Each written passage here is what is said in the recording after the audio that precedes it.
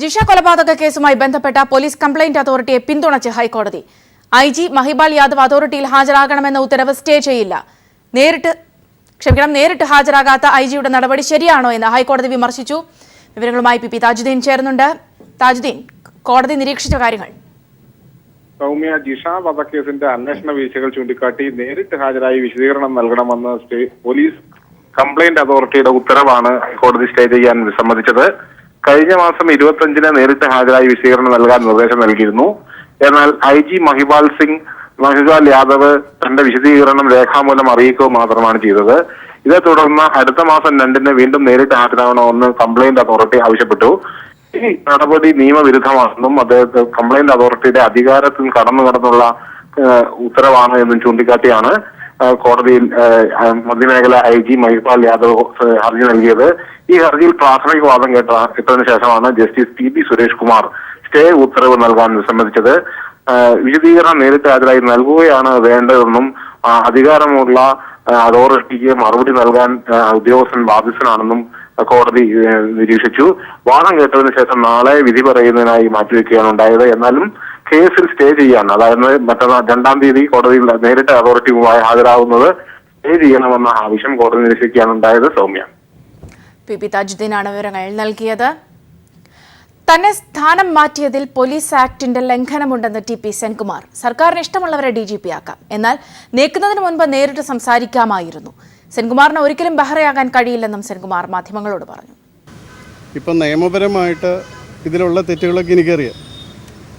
Supreme കോടതി ജഡ്ജ്മെൻറ്റിൻ്റെ violation Prakash Singh കേസിൻ്റെ ഉണ്ട്, അതുപോലെ കേരള പോലീസ് ആക്ടിൻ്റെ വയലേഷൻ ഉണ്ട്. ഇതൊക്കെ അറിയാം. പക്ഷേ വാശി പിടിച്ച് ഒരു DGP ആയിട്ട് ഇരിക്കുന്നതിൽ ഒരു അർത്ഥവുമില്ല. കാരണം ഒരു ഗവൺമെൻറ്റിന് വിശ്വാസമില്ലെങ്കിൽ പിന്നെ ആ പോസ്റ്റിലിരുന്ന് ഗവൺമെൻറ്റിനും ബുദ്ധിമുട്ട്, ഇരിക്കുന്ന ആൾക്കും ബുദ്ധിമുട്ടാകുന്നതുകൊണ്ട് കാര്യമില്ല. പക്ഷേ അതിനൊരു ഡീസൻറ്റ് വിധത്തിൽ പറഞ്ഞാൽ മതി.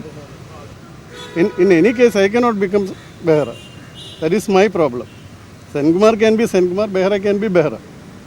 അത്രയേ ഉള്ളൂ കേട്ടോ. അപ്പോൾ അതുകൊണ്ട് എന്താ പറയുന്നത്, അങ്ങനെ ഒരു ഇതിൽ പറ്റിയുകൊണ്ട് എനിക്ക് I may still use my legal option.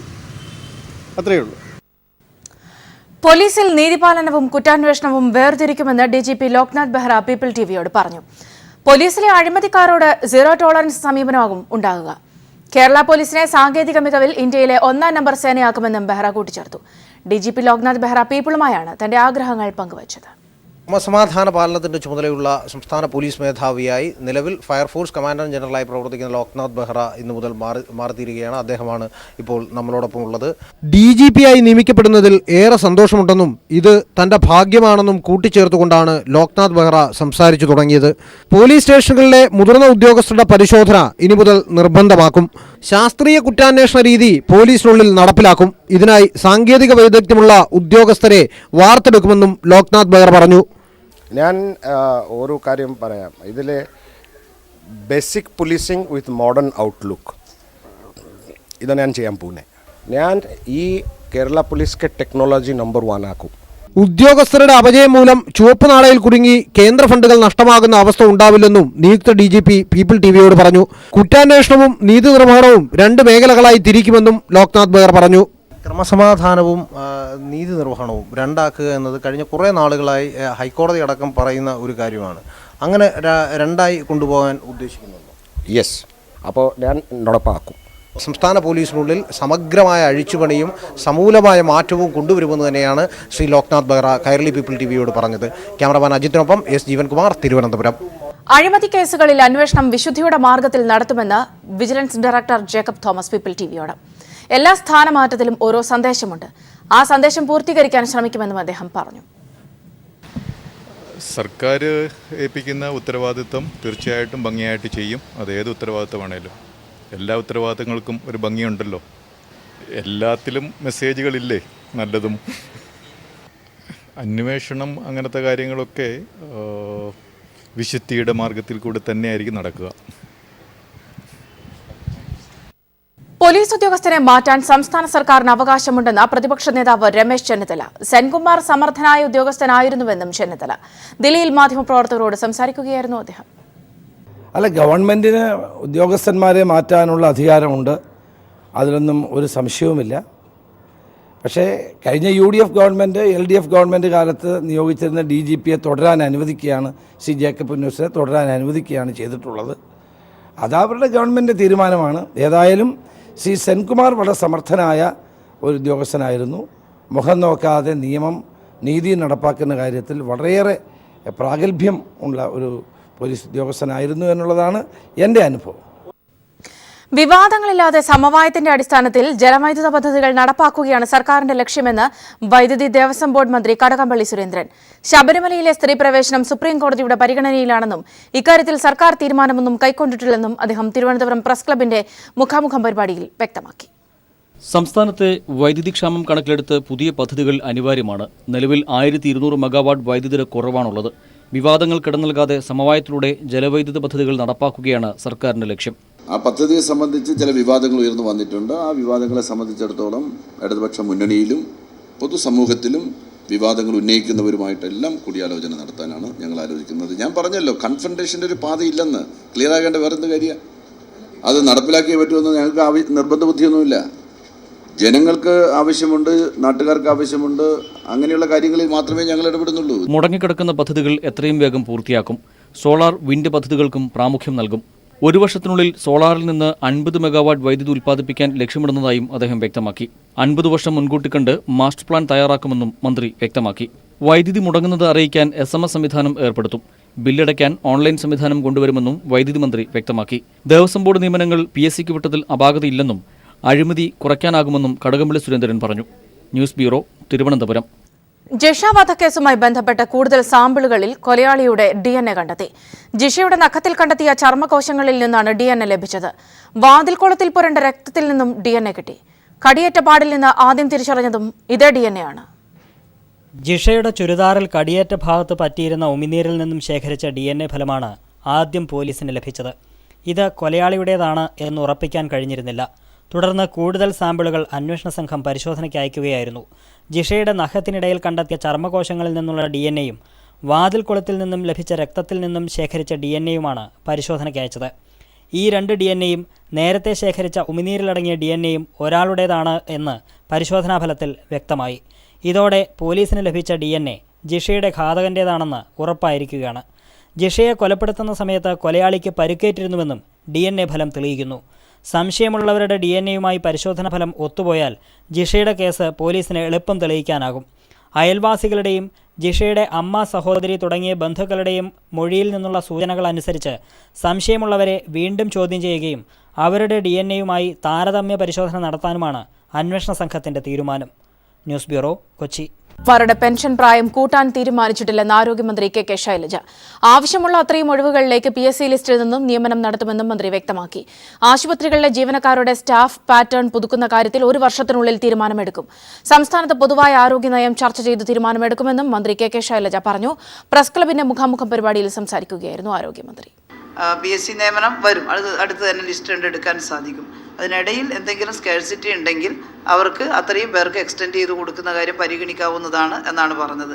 Pension പ്രായം കൂട്ടുമെന്ന് പറഞ്ഞിട്ടേ ഇല്ല. അതിനെക്കുറിച്ച് ആലോചിക്കാം. PSC ലിസ്റ്റിൽ നിന്ന് പൂർണ്ണമായിട്ടും നിയമിക്കാൻ തീരുമാനിച്ചിട്ട് അത്രയധികം ഒഴിവുകൾ കേരളത്തിലുണ്ട്. അത് നിയമിച്ചാൽ മതി. ഞാൻ നേരത്തെ പറഞ്ഞ എക്സ്പീരിയൻസ് ഹാൻഡ്സിന് കൂടി ഇതിൻ്റെ കൂടെ വേണമെന്നുള്ളത് കൊണ്ടാണ് ഇങ്ങനെ ആലോചിക്കുന്നത്. സ്കൂളുകൾ അടച്ചുപൂട്ടാനുള്ള ഉത്തരവ് കർശനമായി നടപ്പാക്കാൻ ഹൈക്കോടതി ഉത്തരവിട്ടു.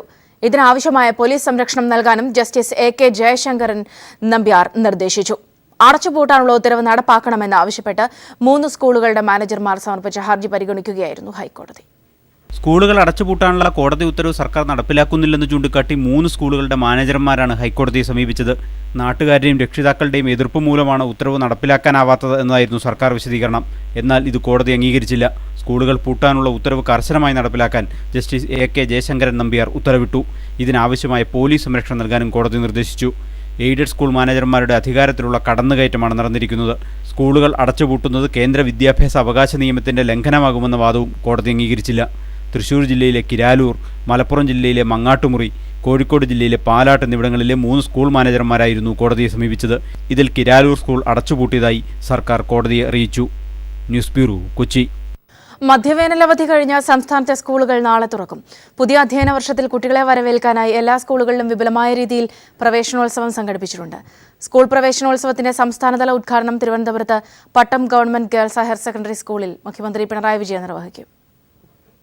2 മാസത്തെ അവധി ആലസ്യമൊക്കെ കഴിഞ്ഞു. പുതിയൊരു അധ്യയന വർഷത്തിന് തുടക്കമാകുന്നു. ഇനി സ്കൂളുകളിലേക്ക്. അക്ഷരസൂര്യനുദിച്ചു നമുക്കിന്നറിവിൻ ഉത്സവഗാനം എന്നു തുടങ്ങുന്ന പ്രവേശന ഉത്സവഗാനത്തോടെയാണ് സംസ്ഥാന തലത്തിൽ കുരുന്നുകളെ ഇക്കുറി വരവേൽക്കുന്നത്. സംസ്ഥാന സ്കൂൾ പ്രവേശനോത്സവം നടക്കുന്ന തിരുവനന്തപുരത്തെ പട്ടം ഗവൺമെന്റ് ഗേൾസ് ഹയർ സെക്കൻഡറി സ്കൂളിൽ വിദ്യാർത്ഥിനികൾ ഈ ഗാനത്തിന്റെ നൃത്തച്ചുവടുകളുടെ അവസാനവട്ട പരിശീലനത്തിലാണ്.